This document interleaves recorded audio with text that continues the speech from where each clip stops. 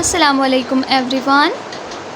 Welcome to this lecture on contemporary literary studies. Today we are going to discuss the next theory, that is posthumanism. So in my last lecture we have studied the trauma theory in detail. Now let us move forward to another fascinating theory known as posthumanism. If trauma theory asks you how humans suffer, posthumanism asks us a different question. What exactly is a human? For centuries, Western philosophy placed human beings at the center of existence. This perspective is known as anthropocentrism. Okay,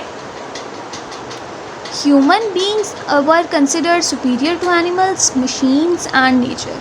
Posthumanism challenges this assumption. It argues that the boundaries between human beings, technology, animals, and the environment are becoming increasingly blurred. Okay, so the major thinkers, several scholars have contributed significantly to posthumanism. Okay, you can say that the Donna, he introduced the idea of the cyborg. Okay, and Catherine, he explored the relationship between information and embodiment. Rosie Bradotti developed a philosophical understanding of post-human subjectivity. Together, these thinkers question traditional and definition of humanity. Okay, Donna Haraway and the cyborg. Okay, Donna Haraway's famous essay, A Cyborg Manifesto, it revolutionized contemporary thought. Okay, according to Haraway, modern humans are already cyborgs. Why? Because our lives are deeply interconnected with technology. Just think about it. Can we imagine life without smartphones, without computers, without AI, without social media? Technology is no longer external to us. It has become part of our identity. This raises a profound question. Where does the machine end and human begins? Okay.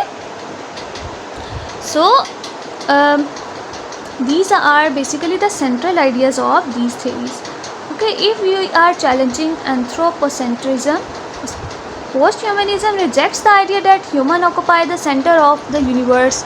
Instead, it emphasizes interconnectedness among humans, animals, technology, and the environment.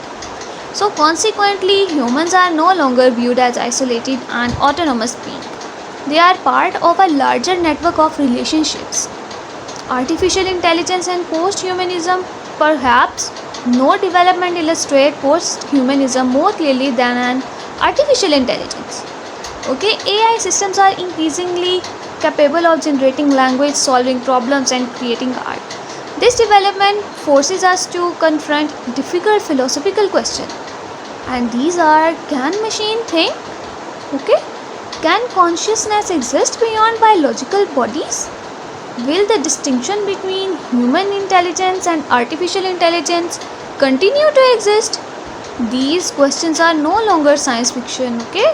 They are becoming realities of the 21st century. Okay, then we have literary applications. Posthumanism is particularly useful for analyzing science fiction. Okay, like we have the novel of Mary Shelley, Frankenstein.